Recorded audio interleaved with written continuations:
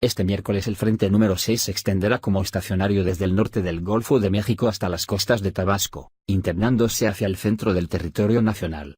Su masa de aire frío asociada mantendrá ambiente frío en los estados del norte, noreste, centro y oriente del país, con potencial de lluvia gélida en zonas montañosas de Chihuahua, Coahuila, Puebla, Veracruz.